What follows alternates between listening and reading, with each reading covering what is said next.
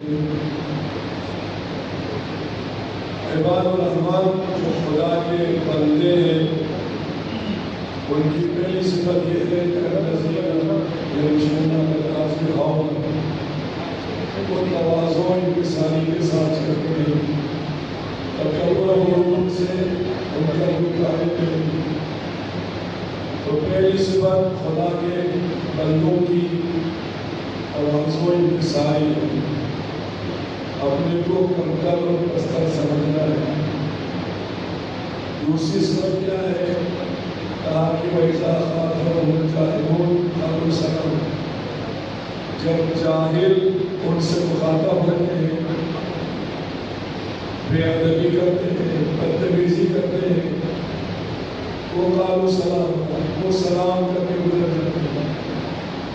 جاہلوں کے ساتھ بحث نہیں کرتے، لڑائی جھگڑا نہیں کرتے، اطمینان سکون و وقار کے ساتھ گزر جاتے ہیں جیسے جمعہ نہیں۔ یہ دو صفتیں کسی حد تک بیان کی ہیں۔ کل جو تیسری صفت بیان کی ہے، اس تیسری صفت میں الذین یبیتون لربہم سجدا وقیاما، یہ تیسری صفت ہے عباد الرحمن کی۔ خدا کے نیک بندوں کی تیسری خصوصیت کہ وہ خدا کے لیے رات گزارتے ہیں۔ یبیتون رات گزارتے ہیں خدا کے لیے، ربہم اپنے رب کے لیے، اپنے پروردگار کے لیے وہ رات گزارتے ہیں۔ کس حالت میں؟ سجدہ و قیاما، سجدے کی حالت میں اور قیام کی حالت میں، یعنی وہ رات خدا کی عبادت میں گزارتے ہیں۔ وہ شب زندہ دار ہے، دنیا سو رہی ہے، خواب غفلت میں ہے، وہ جاگ کر مصلی پر خدا کو یاد کرتے ہیں۔ روایت میں ہے کہ جب نماز شب کی کے وقت اگر کوئی بے خصوص جوان مصلی پہ کھڑا ہو جائے، دنیا سو رہی ہے، وہ خدا کی یاد میں بیدار ہے، جب وہ اللہ اکبر کہتا ہے تو اللہ تعالیٰ فرشتوں میں فخر کرتا ہے، جب دنیا مجھ سے غافل ہے، یہ مجھے یاد کر رہا ہے، تو میں کیسے اس جوان کو فراموش کر سکتا ہوں؟ اس کو ہمیشہ یاد رکھوں گا۔ اور جو خدا جس کو یاد رکھتا ہے وہی کامیاب ہوتا ہے۔ جو خدا جس کو یاد رکھتا ہے دنیا میں بھی سرخرو ہے، آخرت میں بھی سرخرو ہے۔ خدا کی یاد میں شامل ہونے کے لیے خدا کو یاد کرنے کی ضرورت ہے۔ فاذکرونی اذکرکم، خدا کا وعدہ ہے تم مجھے یاد کرو میں تمہیں یاد کرتا ہوں، تم میرے ذکر کو زندہ رکھو میں تمہارے ذکر کو زندہ رکھتا ہوں۔ انبیاء معصومین اولیاء امام ہمارے لیے نمونے عمل ہے۔ ان ہستیوں نے اپنی زندگی خدا کی یاد میں گزاری، ذکر الہی میں گزاری، تو خدا نے اپنے وعدے کے مطابق اگرچہ یہ سینکڑوں سال پہلے گزر گئے ہیں، لیکن خدا نے آج بھی ان کے نام کو زندہ رکھا ہوا ہے۔ یہ زندہ کیوں رکھا ہے؟ وہ خدا کو یاد کرتے ہیں۔ تو عباد الرحمن کی نشانی کیا ہے؟ کہ وہ ہمیشہ خدا کو یاد رکھتے ہیں۔ دنیا خواب غفلت میں ہے، وہ بیکار ہے۔ کیوں بیکار ہے؟ یاد الہی اس کو سونے نہیں دیتی۔ خدا کی یاد اس کو اس وقت تک پرسکون نہیں بناتی جب تک وہ خدا کو یاد نہ کرے، جب تک وہ خدا کی عبادت نہ کرے۔ مومن متقی سے اگر نماز رہ جائے تو بے قرار ہو جاتا ہے۔ نماز شب پڑھنے والوں سے نماز شب چھوٹ جائے دن بھر وہ پریشان ہوتے ہیں کہ آج نماز شب چھوٹ گئی۔ واجب نمازیں تو ہمیں پڑھنا واجب ہے، نازے میں نہیں پڑھیں گے حساب ہوگا، پوچھا جائے گا، عذاب میں چلا جائے گا۔ واجب نمازیں نہیں پڑھے گا انسان تو ایک من ترک الصلاۃ متعمدا فقد کفر، جو عمدن نماز چھوڑ دیتا ہے وہ کافر ہو جاتا ہے۔ یعنی نماز کو عمدن چھوڑنا ایسا ہے جیسے وہ خدا اور رسول کی رسالت اور وحدانیت کا خدا کی انکار کر رہا ہے۔ انکار وحدانیت، انکار رسالت کفر ہے۔ عمدن وہ تو واجب لازم فریضہ، لیکن عباد الرحمن نماز شب سے غافل نہیں ہوتے۔ نماز شب کی اہمیت کو جانو، کتنی اہمیت ہے نماز شب، ہماری تمام مشکلات کا حل ہے۔ نماز شب ہماری تمام پریشانیوں کو دور کرنے کا سبب ہے۔ نماز شب انبیاء کی صفت ہے۔ نماز شب کی اہمیت دیکھیں، مولا حسین کی آخری وصیت یہ تھی، بہن زینب اپنی نماز شب میں مجھے فراموش نہ کرنا۔ اللہ کون ہے جناب زینب؟ عالمہ غیر معلمہ ہے، ثانیہ زہرا ہے، ان سے امام وقت کہہ رہے ہیں نماز شب میں مجھے فراموش نہ کرنا۔ اس کا مطلب یہ ہے کہ جب امام نماز شب کی طرف احتیاط رکھتے ہیں تو ماننے والوں کی کیا حیثیت ہے، کیا اہمیت ہے، ان پر بھی لازم ہے۔ نماز شب کے بہت سے فوائد ہیں، عباد الرحمن کی خصوصیات بیان کر رہا ہوں۔ جب تک ہم عباد الرحمن میں شامل نہیں ہوں گے ہم مولا حسین کے پیروکار بھی نہیں ہوں گے، مولا علی کے ماننے والے بھی نہیں ہوں گے، ہم حقیقی مومن متقی پرہیزگار نہیں ہوں گے۔ لقلقہ لسان جس کہتے ہیں زبانی کلامی تو مومن ہوں گے، لیکن مومن حقیقی اگر اس کروں گا مومن حقیقی نہیں ہو سکتا ہے۔ مومن حقیقی کے لیے ضروری ہے کہ وہ عباد الرحمن کے اوصاف کو بیان حالت اپنے اندر پیدا کرے، وہ اوصاف جو خدا قرآن میں خود بیان کر رہا ہے۔ خدا جن کے اوصاف بیان کرے ان کا مقام بلند ہوگا۔ تو خدا جہاں مومن کے اوصاف بیان کرتا ہے وہاں اللہ تعالیٰ عباد الرحمن خدا کے اوصاف۔ تو تیسری دنیا ہے وہ بیداری خدا کی یاد سے، بیداری خدا سے تعلق کو مضبوط کرنے کی وجہ سے، وہ بیداری اطاعت الہی کی وجہ سے۔ نماز شب انبیاء کی خصوصیت ہے، نماز شب معصومین کی اہم خصوصیت ہے، علامات ہے۔ نماز شب انسان کی مشکلات کو دور کرنے کا سبب ہے۔ روایت بہت ہے، میں خلاصہ کروں۔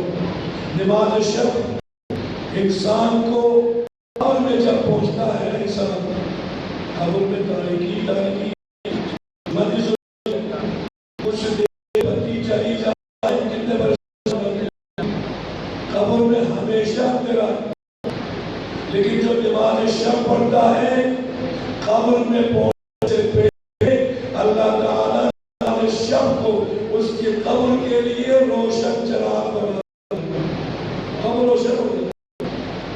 نماز شب سے قبر کا پہلا عذاب اشارہ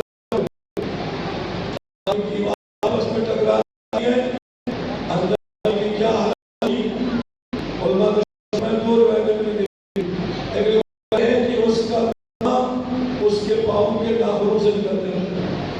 دوسری بات یہ ہے کہ اس کے دائیں کی بستیاں بائیں، بائیں کی دائیں نکل جاتی ہیں۔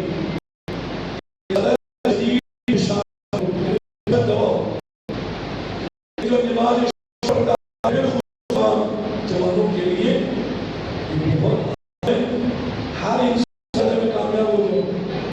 کامیابی ہماری کوشش سے نہیں ہونی، کامیابی خدا کی طرف سے عطا ہے، خدا کامیابی عطا کرتا ہے۔ تو خدا کی طرف سے کامیابی حاصل کرنے کے لیے خدا سے رابطے کو مضبوط کرنے کی ضرورت ہے، تعلق پیدا خدا سے۔ تبھی تو امام جعفر صادق علیہ السلام سے جب کسی نے کہا مولا اللہ کا وعدہ ہے ادعونی استجب لکم، تم دعا کرو میں تمہاری دعا قبول کرتا ہوں، ہم دعائیں کرتے قبول نہیں ہوتی، ایمان ہوایا کہ تم صرف دعا لے کے خدا کی بارگاہ میں نہ جاؤ، کم سے کم دن میں 5 مرتبہ خدا کی بارگاہ حاضری دو، خدا سے تعلق پیدا کرو، پھر کرو ہر دعا خدا قبول کرے۔ ان کی راتیں نماز شب میں گزرتی ہے، نماز شب دنیا میں برکتیں، آخرت میں بہترین جزا کا سبب۔ اب جب نماز شب پر آپ دیکھیں مومن عباد الرحمن نماز شب کے ذریعے سے یہ جو کامیابیاں ہیں، یہ جو نعمتیں ہیں، یہ تو بہت تھوڑی ہے، ان کا مقام اتنا بلند ہوتا ہے۔ حارث سر راہ رسول اکرم صلی اللہ علیہ وسلم سے ملاقات ہو جائے۔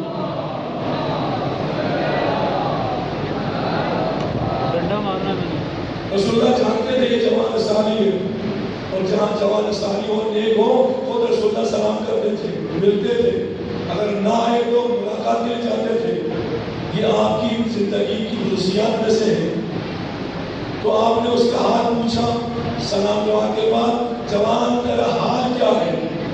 اب وہ جانتا تھا کہ رسول کیسے، کس انداز سے کیا پوچھنا چاہتے ہیں۔ رسول ظاہری حالت نہیں پوچھ رہے، مانا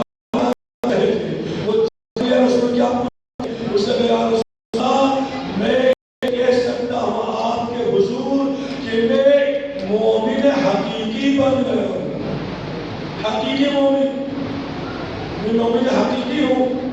رسول اللہ کہتے ہیں دعویٰ تو بہت بڑا کیا، لیکن اس حقیقت ایمان کی دلیل کیا ہے کہ تم حقیقی مومن بن گئے ہو، عباد الرحمن سے بھی آگے تمہاری منزل بلند، دلیل کیا ہے؟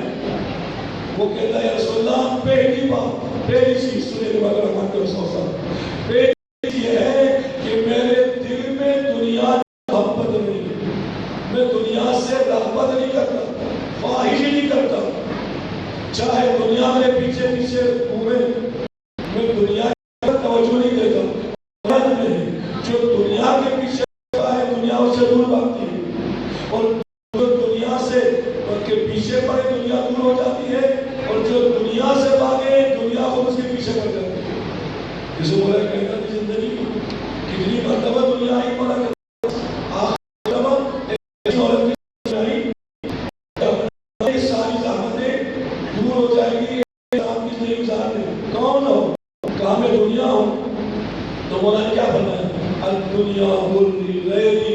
دنیا تم مجھے دھوکہ نہیں دے سکتی، ان کو دھوکہ دو جو تمہارے پیچھے پڑے ہوئے، نماز چھوڑ کے، روزہ چھوڑ کے، واجبات چھوڑ کے، دن رات ایک کر کے تمہارے پیچھے جو پڑے ہوئے ہیں ان کے پیچھے جاؤ، مجھے تمہاری ضرورت نہیں۔ اس کے بعد دوبارہ اگر وہ آئے تو یہی پر راستہ امام کو روک دیا، طلقت کی صدا سے تک فلا رشد فیہا، میں نے تجھے 3 مرتبہ طلاق دی ہے، اس کے بعد رجوع بھی نہیں ہو سکتا، نکاح بھی نہیں ہو سکتا، تم میری بیوی نہیں بن سکتی، میں تیرے شوہر نہیں بن سکتا۔ دور کر دیا۔ کیوں علی کے پیچھے پڑی ہوئی تھی دنیا؟ اس لیے علی دنیا کو چھوڑ کر خدا کے پیچھے پڑا کرتا، تو دنیا علی کے پیچھے پڑی ہوئی۔ اسی طرح اگر علی کا ماننے والا ہے وہ دنیا کے پیچھے نہیں پڑتا، وہ علی کے پیچھے جاتا ہے، اور جو علی کے پیچھے جائے دنیا خود بخود اس کے قدموں میں جھک جاتی ہے۔ تو وہ کہتا ہے کہ یا رسول اللہ میں دنیا سے رغبت ہی نہیں رکھتا، دنیا کی محبت میں دل میں نہیں۔ کیوں نہیں ہے؟ حدیث موجود ہے، حب الدنیا راس کل خطیئۃ، دنیا کی محبت تمام برائیوں کا سر چشمہ ہے، چشمہ کھلتا ہے ہر طرف پانی جاتا ہے۔ اسی طرح دنیا کی محبت جس کے دل میں آ جائے وہ جھوٹ بھی بولے گا دنیا کے لیے، ظلم بھی کرے گا دنیا کے لیے، دھوکہ بھی دے گا دنیا کے لیے، چوری ڈاکہ زنی وغیرہ کرے گا دنیا کے لیے، خواہشات پوری کرنے کے لیے جو کرنا چاہے کر سکتا ہے دنیا کی وجہ سے۔ لیکن جس کے دل میں دنیا کی محبت نہ ہو، اس کے دل میں اہل بیت کی محبت، یہاں پہ عرض کرتا میں بارہا نے جو عرض کیا ہے جناب سلمان کے بارے میں، امام کیا فرماتے ہیں؟ سلمان میں ساری خصوصیتیں تھیں جو ایک عباد الرحمن کے ماننے والے ہونی چاہیے۔ ان میں سے اہم خصوصیت کیا ہے؟ سلمان کے دل میں دنیا کی محبت نہ تھی، وہ دنیا سے محبت نہیں کرتا تھا۔ مولا جس دل میں محبت نہ ہو دل کیسے ہو سکتا ہے؟ میں اس کا مطلب نہیں کہ محبت نہیں تھی، محبت تھی لیکن دنیا کی محبت نہیں تھی. تو کیا تھی محبت؟ کون سی محبت تھی؟ آپ فرماتے سلمان کے دل میں دنیا کی محبت نہیں تھی. اگر سلمان کے دل میں کسی کی محبت تھی تو بس علی کی محبت تھی. علی کی محبت، علی کی محبت نے سلمان کو خزانہ تک پہنچایا. آپ سنتے رہتے ہیں تو وہ کہتا ہے یا رسول اللہ میرے دل میں دنیا کی محبت نہیں. جب دنیا کی محبت نہیں، ہر برائی سے بچنے کا چاہتا، ہر برائی سے بچنے میں آسانی. پھر ادھر تیسری صفت یہ ہے کہ میں شب بیدار کرتا ہوں، نماز شب پڑھتا ہوں. دنیا سو رہی ہے میں خدا کی یاد کرتا ہوں. نماز تہجد کبھی قضا نہیں کیا. کوئی ایسا موقع نہیں ہے کہ میں نماز تہجد قضا کیا. انسان ارادہ کر لے نا نماز تہجد پڑھنے کا وقت نہیں چھوٹے گا، اس کو الارم کی ضرورت نہیں پڑے گی. ایک وقت آئے گا خدا فرشتے دیکھتا ہے، فرشتے اس کو جگا دیتے اٹھو نماز تہجد کا وقت ہو گیا. ہر انسان آزان کے وقت اٹھتا ہے، فرشتے اٹھاتے ہیں، لیکن اب اس کی اپنی قسمت ہے. اٹھنے کے بعد نماز پڑھتا ہے یا پھر سو جاتا ہے. شیطان کے حوالے کر دیا انہوں نے. سو گیا، شیطان غالب آ گیا، فوراً اٹھ کے نماز پڑھ لی، علی کا پیروکار بن گیا. یہ سب سے. اور تیسری صفت یہ ہے کہ میں دنوں میں روزے رکھتا ہوں. یہ مولا علی کی صفت ہے.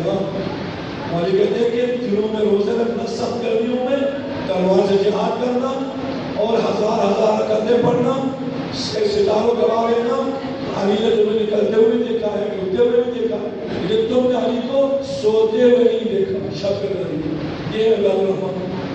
تو بس دنوں میں روزہ داری، راتوں میں شب داری. اس کے بعد چوتھی اہم خصوصیت ان عبادتوں کے نتیجے میں جو خدا نے مجھے عطا کیا ہے.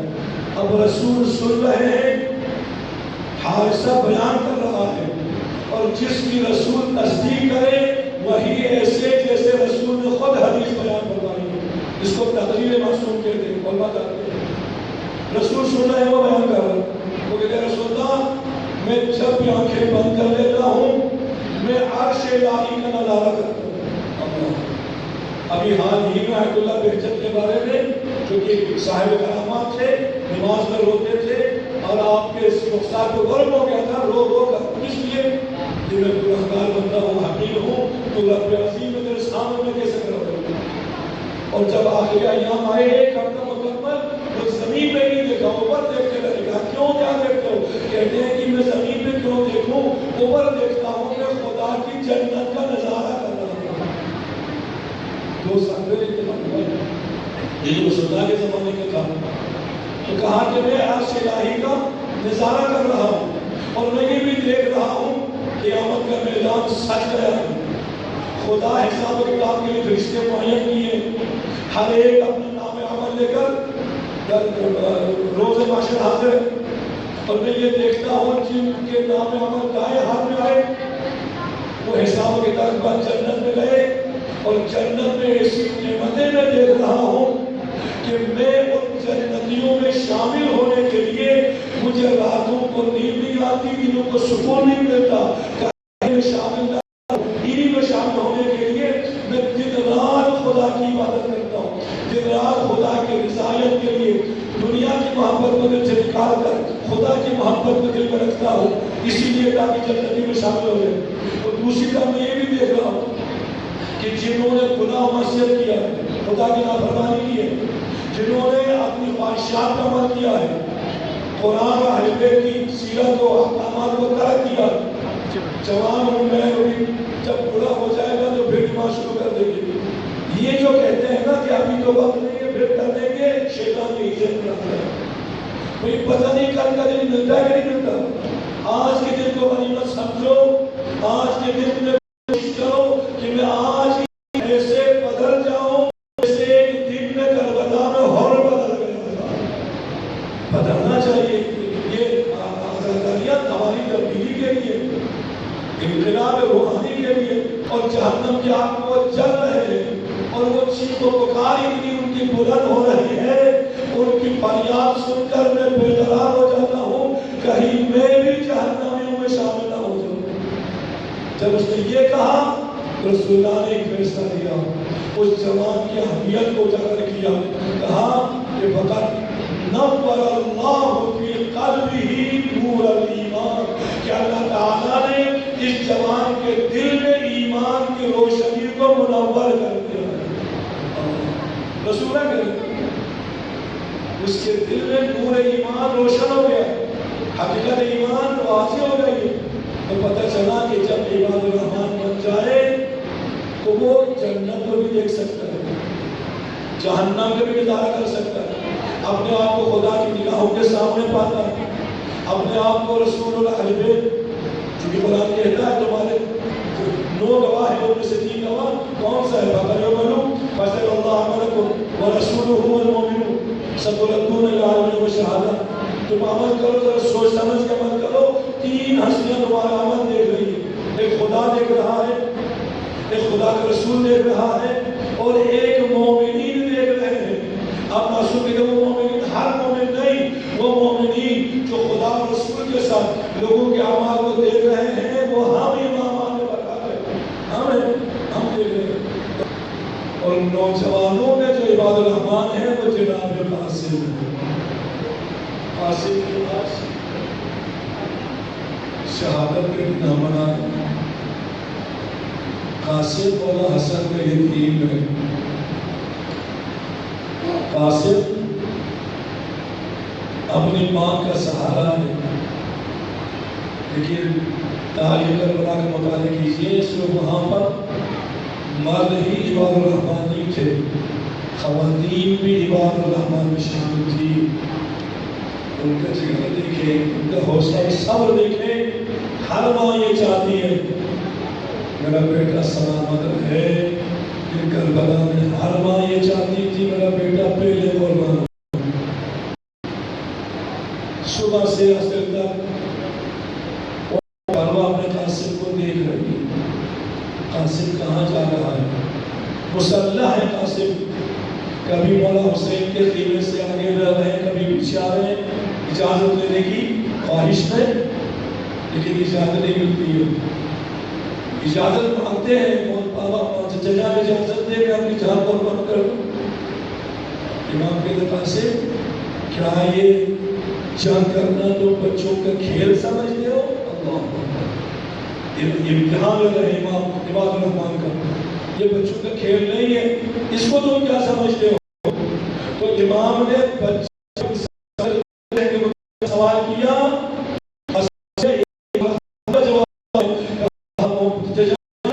موت کو شہد سے بھی زیادہ شیرین سمجھتا ہوں۔ اللہ اکبر۔ امام یہ بتانا چاہتے تھے میرے ساتھ بچہ ہے وہ بھی، جوان ہے وہ بھی، نوجوان بوڑھا وہ بھی میری طرح موت کو سمجھتے ہیں جیسے میں موت کو سمجھتا ہوں۔ لا موت الا السعادہ والحیات مع الظالمین الا الغرامہ۔ میں موت کو سعادت کا کچھ نہیں سمجھتا، ظالمین و جابرین و یزیدیوں کے ساتھ زندہ رہنا اپنے ناموار سمجھتا ہوں۔ یہی حسین سمجھ رہے ہیں، یہی جناب قاسم سمجھ رہے ہیں۔ جب قاسم کو گھومتا پھرتا دیکھا نا، ام پر قاسم کو بلایا، اپنے پاس بٹھایا، قاسم کو سامنے بٹھا کر دیکھتے بھی تھے روتی بھی تھی، دیکھتی بھی تھی روتی بھی تھی۔ قاسم نے کہا اگر اماں رو کیوں رہی ہو؟ کہا قاسم تمہیں یاد ہے کہ بابا نے آخری وقت میں تجھے سینے سے لٹا کر وصیت کی تھی؟ قاسم کیا کرے، بابا نے نہیں کہا تھا قاسم جب سرزمین کربلا میں میرا حسین غریب ہو جائے تو میری نیابت میں قربانی دیتا ہے؟ ہاں ماں مجھے یاد ہے، لیکن چچا مجھے اجازت نہیں دیتے۔ جب کہا نا چچا مجھے اجازت نہیں دیتے، ام فرح کا جواب سن لے، ہر ماں دل رکھتی ہے اپنی اولاد کے لیے، لیکن قاسم کی ماں کا دل کتنا عظیم ہے، دیکھ کے کہتی ہے قاسم کہیں ایسا نہ ہو زہرا کا لال شہید ہو جائے اور تم بچ جائے، تم زندہ رہے حسین شہید ہو جائے اور ماں زہرا مجھ سے سوال کرے ام فرح کیا میں حسین سے تیرا قاسم زیادہ عزیز تھا؟ میں کیا جواب دے سکوں گی؟ مجھے جناب زہرا کے سامنے شرم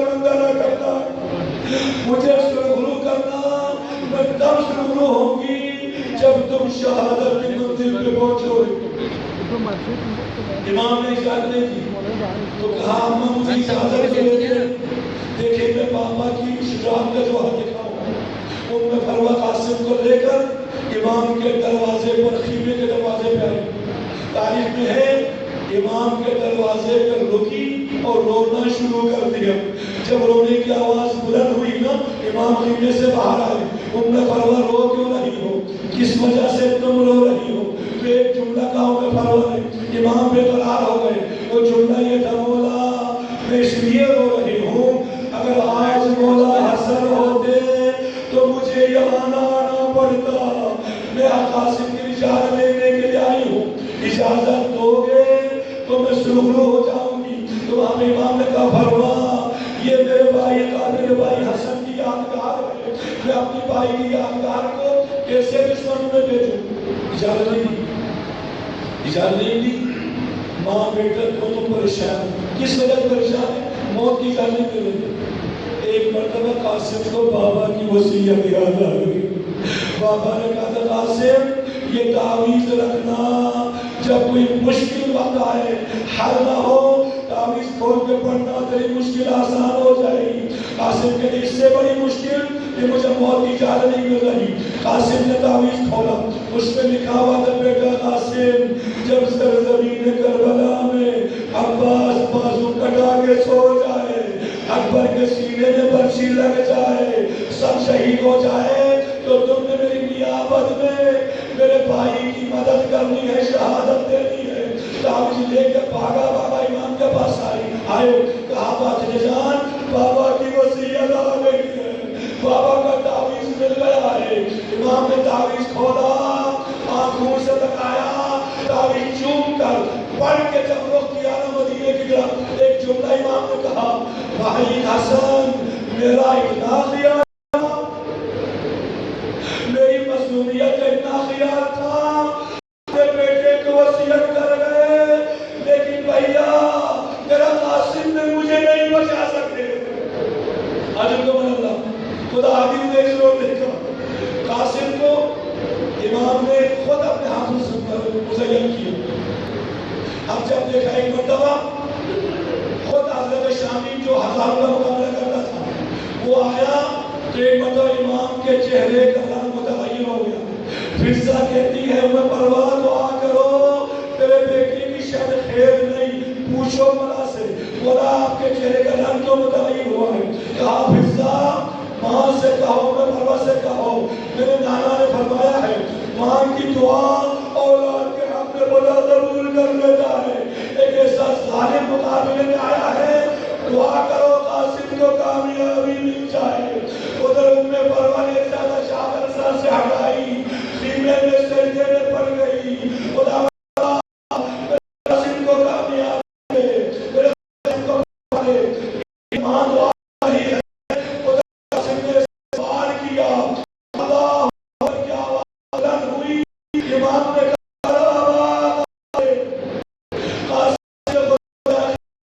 अब जब उसको दिया ना,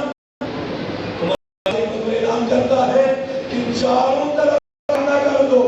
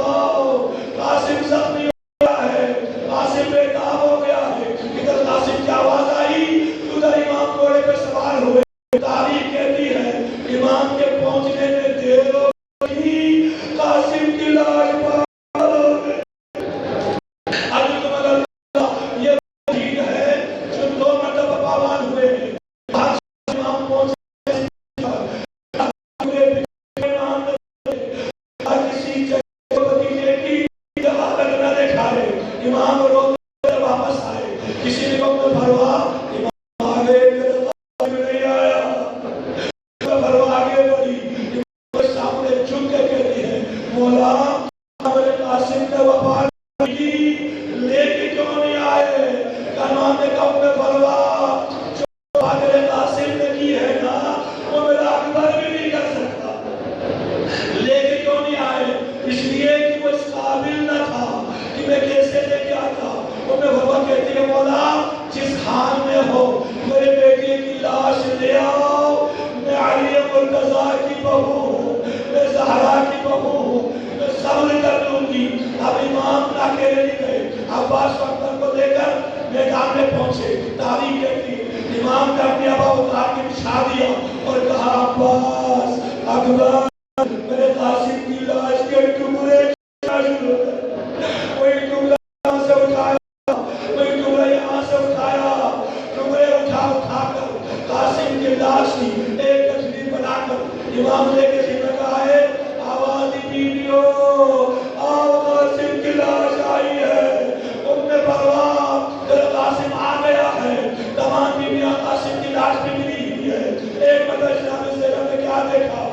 پروا ماں نظر نہیں آ کیا تو خیمے میں سجدے میں گری ہوئی ہے اور فریاد کر رہی پاک پروردگار میری اس قربانی کو قبول کر لو, یتیم کی قربانی کو قبول کر لو, بیوہ کی قربانی کو قبول کر لو. بس ایک جملہ.